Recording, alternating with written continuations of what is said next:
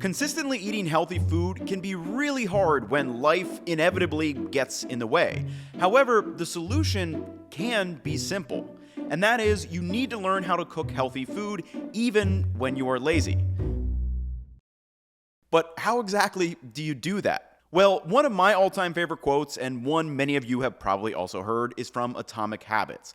And that is, you do not rise to the level of your goals, you fall to the level of your systems. So in today's video, I have 3 healthy meals that I make when I'm lazy. Even as someone who loves to cook, I get lazy and don't feel like cooking all the time.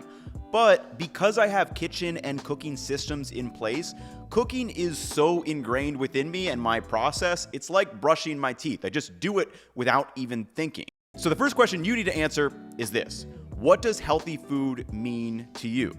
For me, I want food that is high protein, a mix of fruits and vegetables, and most importantly, I want food that I get excited to eat. So as we go along, I'll try to point out all the systematic moments that I use so you can start to think about what systems may work for you and your lifestyle. For example, things like making meals with a stock of pantry, fridge, and freezer staples, or understanding taste and textures when making a simple yogurt bowl are ways and systems that can help you make healthy food even when you are lazy or lacking energy. So let's hop into recipe number 1.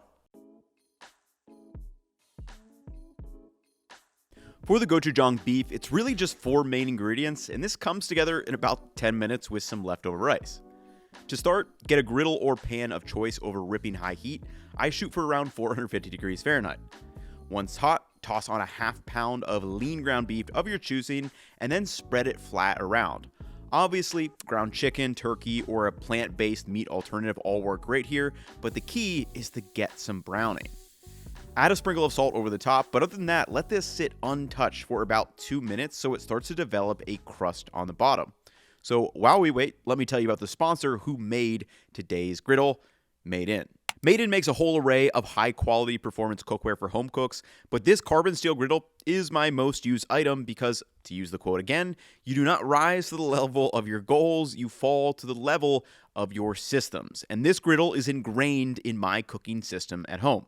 It covers 2 burners, comes pre-seasoned, can handle up to 1200 degrees Fahrenheit in heat, and is perfect for lazy meals because it heats up really fast and cooks evenly. Because of this, it never leaves my stove. I'll turn the heat to high, quickly prep a protein or vegetable from the fridge, then I've got a meal in motion in minutes. With summer coming up, the griddle is also great to use outside on the grill or over the open fire. So, if you want to check out the carbon steel griddle or any of Made In's high-performance cookware, head to the link below, and thank you again, Made In, for sponsoring this video. After 2 minutes, I scrape and flip the beef over and then start to break it up. I like to use a potato masher to break it into little pebbles, and this browning process introduces a lot of new meaty aromas to the dish. Once broken up, it's time to season. Add a glooping tablespoon or 2 of the gochujang to the beef along with a little water, and then mix that together until it's nice and saucy. Gochujang is a Korean cuisine staple that is a fermented chili pepper paste, so it's salty, umami, and actually a little sweet too. And once that beef is sauced to your liking, it's time to add some vegetables. Now you could do a separate stir fry of broccoli or greens, but for me again, I use the systems and rely on some frozen peas. So toss a serving of frozen peas directly into the beef and mix that around until they thaw.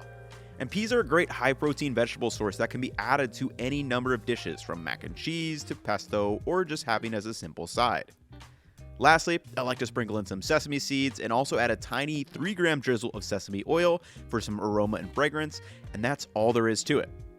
To assemble, I just add some leftover rice to a bowl, top with the gochujang beef and peas, some sliced scallions, and pickled onions or ginger make a really nice touch here too.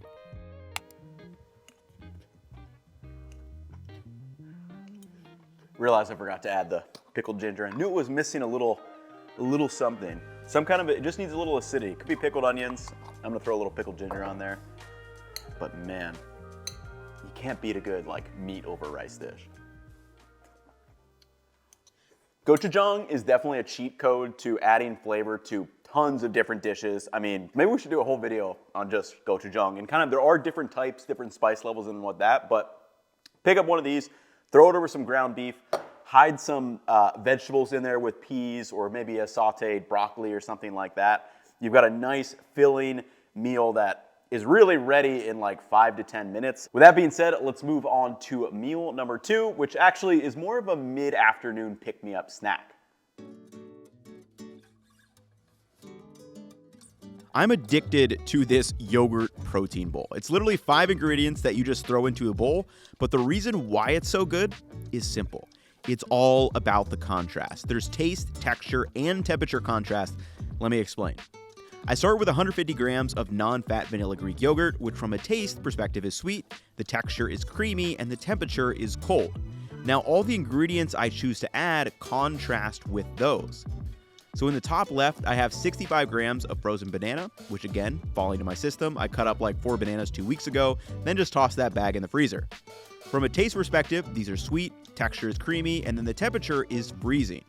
Moving to the top right, I have 1/2 of a protein bar that I chopped up into cubes, and I like to keep a couple of protein bars in my fridge that I can chop up for this use case. The taste is both sweet and salty, the texture is chewy, and the temperature is cold. In the bottom left, I have 5 grams of cocoa nibs. The taste is actually bitter, the texture is crunchy, the temperature is room temp, but from an aroma perspective, it gives a nice chocolatey smell. In the bottom right, I have 7 grams of roasted peanuts. The taste is salty, the texture is crunchy, temperature, room temperature, and lastly, we get some beautiful nutty aromas. So to assemble, I first add the yogurt, followed by the frozen banana, the protein bar cubes, the peanuts, the cocoa, and lastly, I give it a tiny 1 gram drizzle of honey. You can obviously customize this as you like, try out protein powders, make it higher protein, higher fat, or carb, just depending on your needs, but the reason it tastes so good is contrast.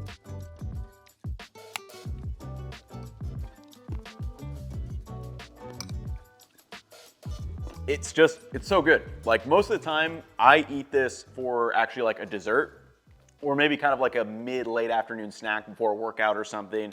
But obviously super versatile. The 2 main takeaways is just think about the textures you are adding to your bowl, and then after that, customize with whatever you want. I sometimes add protein powder to this. Sometimes I'll maybe not use the cocoa nibs, different types of fruit like strawberries, mangoes, whatever you want. But really just think about it cohesively from a taste, texture, and temperature contrast perspective, and you'll start making like amazing yogurt bowls with very, very little effort. I'll leave the recipe for this exact one up on the website, but lastly, let's move to my favorite meal of this video, and that is a spicy chicken hoagie.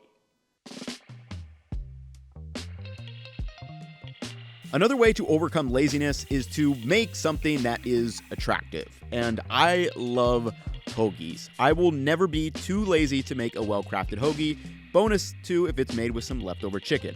And this Italian chicken hoagie is so damn good. To start, I made a spice mix. To a mortar and pestle, I add 2 spoonfuls of oregano and then crush that up. Next goes in 1 spoonful of garlic powder and a 1/2 spoonful of cayenne powder. The mix is spicy, aromatic, and pairs super well with chicken. To season, I grabbed out 2 butterfly chicken breasts from the fridge and sprinkled salt on both sides before sprinkling the spice rub all over. And what's great about making a small batch of spice mix like this is that you can use it for other proteins or maybe roasted vegetables throughout the week. Once seasoned on both sides, add some olive oil to the griddle over high heat, and once it reaches 400 degrees Fahrenheit, I toss on the thin chicken breast and sear that on high for 2 to 3 minutes. Now, I've done a whole deep dive into this process, but the key here is to evenly cook the chicken breast all over so it stays juicy. After 2 minutes, I flip over the chicken and let it sear on the other side for 3 or so minutes until it reaches 155 degrees internal. Once done, I bring it over to the cutting board and let it cool for 5 minutes before slicing in. And this is one of my go-to ways to season chicken because it's so versatile.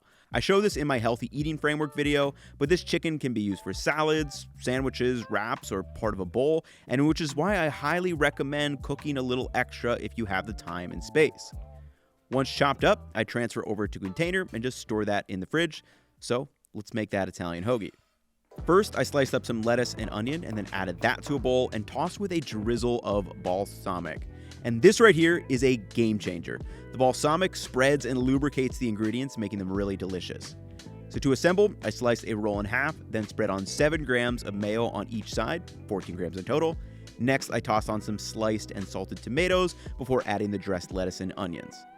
Lastly, before the chicken, I added a grating of Parmigiano Reggiano for some nice salty contrast in there, before adding 170 grams of the cooked chicken. One more drizzle of balsamic over the top, and it's time to wrap up for compression. And my mouth is actively watering watching all this over again. I made it attractive to overcome my laziness.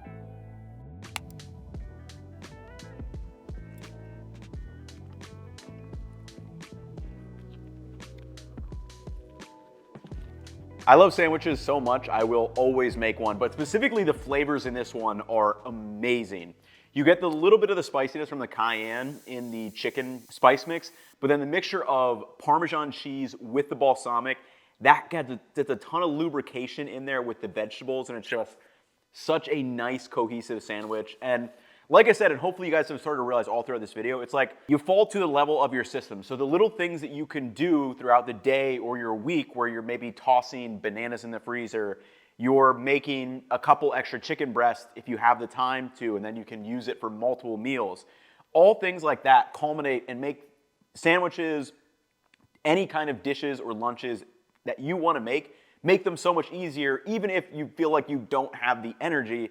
If you rely on your systems, you will make delicious meals in 10, 15 minutes. And that's really the story for all of the dishes that I showed you today. I will have the specific recipes for each of them if you do want to follow, but hopefully you guys let your creativity flow a little bit. But anyway, that will wrap it up for me. I'm gonna go crush the rest of the sandwich, and I will catch you all in the next one. Peace, y'all.